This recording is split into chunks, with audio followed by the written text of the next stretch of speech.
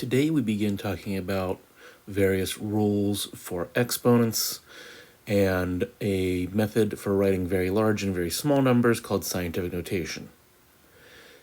Now, a quick review about exponents. We are very familiar with basic exponents, and by basic I mean positive exponents.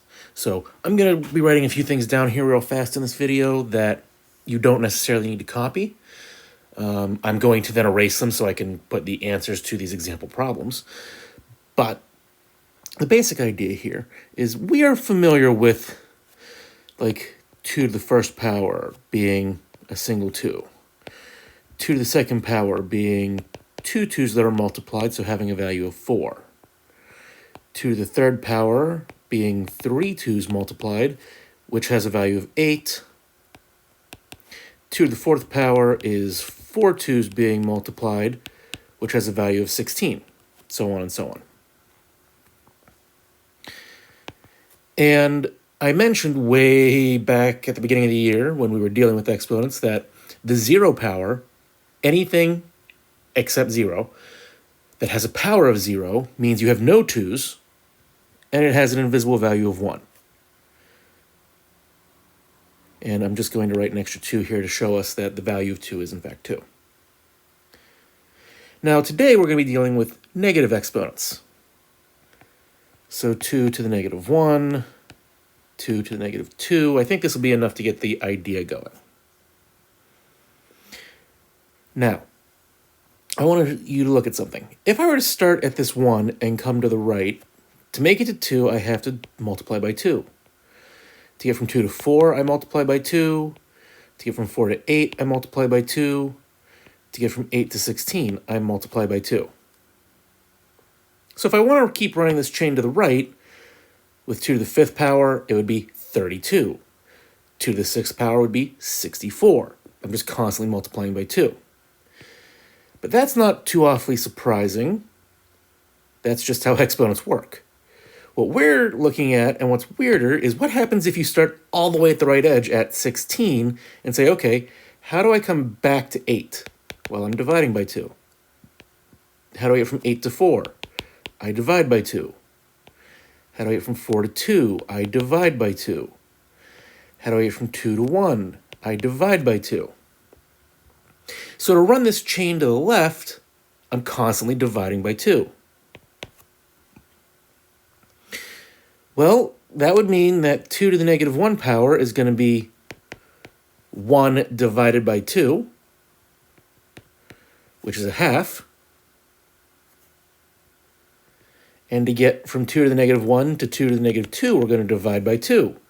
So we're going to do half of a half. 1/2 divided by 2 is asking us what is 1/2 of 1/2. And half of a half is a fourth. So what are these? Well, 1 over 2 is just 1 over 2, nothing crazy there. But notice something. The denominator here is the same as 2 to the second power, which means 2 to the negative second is 1 over 2 to the regular positive second.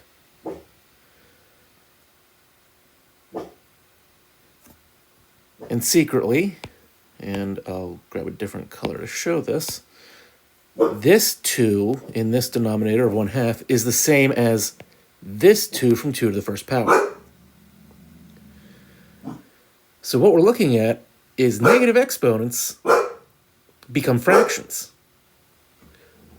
1 over the number or variable to its positive power. So this is the general rule. So now let me get rid of all this. And it'll just take me a moment, so bear with me. Oh wait, I learned a faster way of doing this, didn't I? Yes, I did. Just bear with me. There we go. Okay. So the rule. if we have a value to a negative exponent, it is equal to 1 over the value to the positive exponent. And you can find this rule on a poster to the front of the classroom to the right side of the clock. Okay, there are 7 or 8 posters. I can't remember off the top of my head. As usual, this is being recorded in summer. But there are a bunch of posters to the right side of the clock that have the exponent rules on them. And this is on one of them, I assure you. So let's get to this. Number 1, simplify, and your answer should only have positive exponents. So you're not allowed to give me a negative exponent in the answer. We have x to the negative 1. The negative exponent has to be simplified by saying, okay, you're going to be 1 over x to the positive 1. The exponent changes its sign. Now, I'm just going to illustrate. This is the same thing as 1 over x because x to the first power is just x. It's not anything special. Do I care which of these you write? I do not. What's important is that there's no negative exponent. Now, something we need to be careful of, and something that is often done incorrectly. In number 2, we have 6 times k to the negative first. Do not copy this. Most people, a lot of students, some teachers included, will occasionally make this mistake, will place the entire 6k, technically k to the first power, in the denominator. That is incorrect. Okay.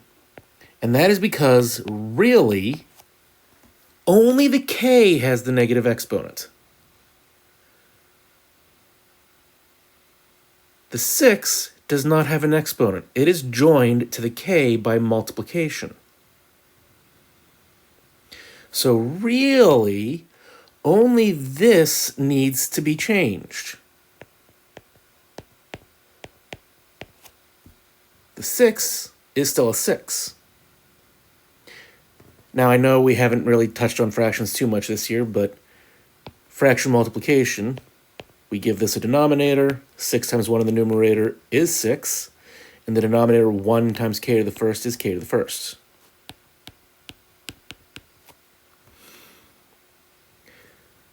Compare this to the original expression. The k has to drop because of its negative exponent, which means we're forced to create a fraction. But the 6, with no exponent, has no need to go anywhere. So it stays exactly where it is, and there we go. Number 3 has the same type of idea where we have the 8 that is no exponent. 8 is just an 8. And we have b to the negative third that absolutely has an exponent. So the b does have to drop. When we do so, its exponent changes from negative to positive. And if we fill in the missing part of that fraction, 8 times 1 is 8 in the numerator. 1 times b to the third power is b to the third power in the denominator. And there's no or option here. 8 over b to the third power is the final answer. Now, I'm not going to do this for every problem.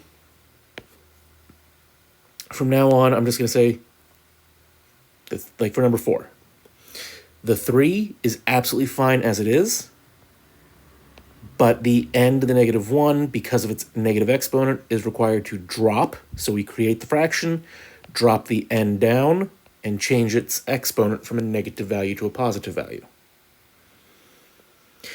In number 5, there is nothing to keep. There's no number. There's just n to the negative third. So that means we must create a fraction. We drop the n into the denominator. Its exponent changes to a positive 3. How do we make sure we see this is definitely a fraction? The numerator has to be 1. For number 6, the whole number 2, this guy, is fine, but the m to the negative second requires us to create a fraction and drop the m down. Its exponent changes to positive 2.